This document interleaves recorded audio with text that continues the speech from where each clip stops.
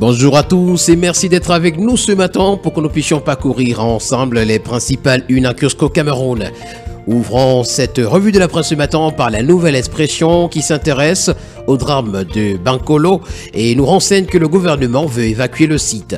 D'après le journal ce matin, le ministère de l'Habitat et du Développement urbain annonce une évacuation sans délai de Nkoletam à Bankolo où s'est produit le drame qui a causé la mort de plusieurs personnes. L'information ce matin est à retrouver en page 5. En petite une, nécrologie, les chefferies Bamileke en deuil. Sa Majesté Tchoupé David Roman, roi des Bandja, est décédé dans la soirée du dimanche 10 octobre 2023 des suites d'une longue maladie. L'information est à retrouver en page 2. Restons en pays Bamileke, toujours en petite une. Péril sur la tradition est le titre que nous propose le journal. Alimentation également, ces produits toxiques servis dans les denrées nous sont présentés. Ce matin, le quotidien Mutation parle également de Bankolo et titre La gueule de bois. D'après le journal, les recherches se poursuivent sur le terrain sans grand succès. 57 familles sinistrées recensées à date. L'information est à retrouver en page 5. Toujours s'agissant de cet éboulement, et cette fois-ci en page 7, retrouvons le franc soutien à Bankolo. Et puis nécrologie, Benjamin Lipawing est décédé. Le quotidien Le Messager ce matin parle de double identité à sa grande une à l'épreuve du feu et le titre que nous présente le journal qui nous renseigne d'ailleurs que l'épineuse question des identités multiples est un caillou dans la chaussure du directeur général à la sécurité nationale dans son train de réforme concourant à tordre le cou au calvaire cauchemardesque des candidats à la carte nationale d'identité. L'information ce matin est à retrouver en page 3. Et puis en page 11, retrouvons s'agissant de la FECAFOOT le soutien total à Samuel Eto'o. Mafia en pied de une, que se passe-t-il à la SGS? Enquête sur les fraudes massives qui risquent d'entraîner de grosses pertes à l'économie nationale. Cela nous est proposé ce matin à la page 7. Le quotidien bleu, le jour d'Amanmana ce matin, revient sur la FECAFOOT et nous renseigne que Eto'o bénéficie du soutien de l'Assemblée générale. Face aux membres hier, 10 octobre 2023, au centre d'excellence de la CAF à Bankomo, le président de la FECAFOOT n'a pas caché sa volonté de poursuivre son projet jusqu'au bout en dépit des critiques de ses adversaires. Grammage et conditionnement sur du papier en petite une, imprimeurs et papetiers cherchent des solutions. Et puis cancer du sein, une marche rose pour démystifier la maladie est projetée.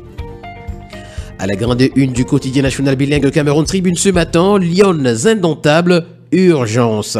L'équipe nationale féminine de football entame les qualifications pour les Jeux Olympiques dans quelques jours en plein doute. Éliminée par le Kenya, elle ne participera pas pour la première fois à une Coupe d'Afrique des Nations. L'équipe, visiblement à bout de souffle, n'a pas encore réussi sa reconstruction. Les questions de stabilité sur le banc et de relève se posent entre autres. Le focus que nous propose le quotidien à Capitaux Public Cameroun Tribune à ce sujet nous est présenté des pages 46 à 47. Le quotidien Vert Émergent ce matin parle également de Bankolo et nous indique que c'est le temps des responsabilités. Chan 2024, ce sera au Kenya. Et puis mobilité urbaine à Yaoundé, lancement des travaux d'un projet de près de 55 milliards de francs CFA. Le quotidien L'économie pour sa part ce matin s'intéresse à l'entreprise. Nouveau clash entre Ernst & Young et les associés camerounais. Le directeur pays de ce cabinet international d'expertise comptable, Joseph Pagop Noupoué, a quitté son poste. Dans le même temps, Ernst & Young, Cameroun Sal a changé de dénomination pour s'appeler désormais Ecatax & Legal. Le journal de l'économie et des finances Ecomatin ce jour parle de crypto-actifs.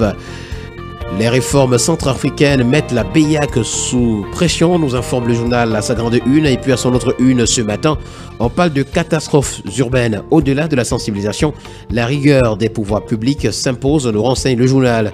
Ces informations ainsi que bien d'autres, vous les retrouverez ce matin en parcourant les colonnes du journal Ecomatin. Avec le quotidien de la santé, Eco-Santé, on parle du problème de la santé mentale. Le docteur Laure Mengene est en mode sensibilisation pour rétablir le bien-être. Et puis drame à Bankolo, l'honorable Françoise Pouené est au chevet des victimes. On parle également ce matin dans les colonnes du quotidien Éco-Santé du céleri comme plante aphrodisiaque.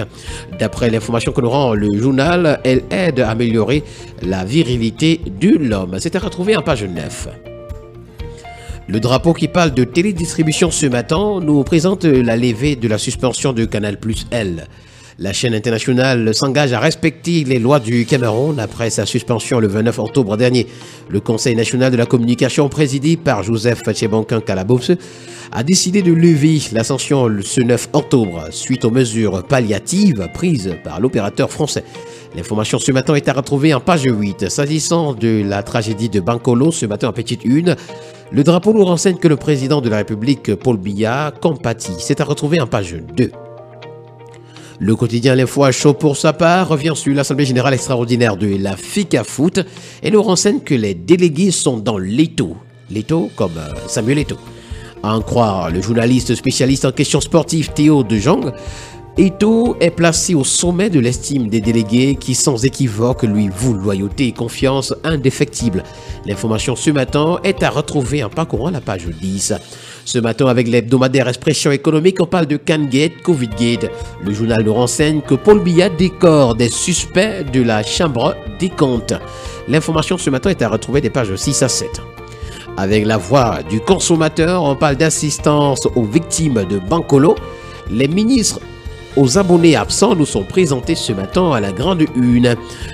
Canal Plus L, le CNC lève la suspension et puis essuie tout au rang.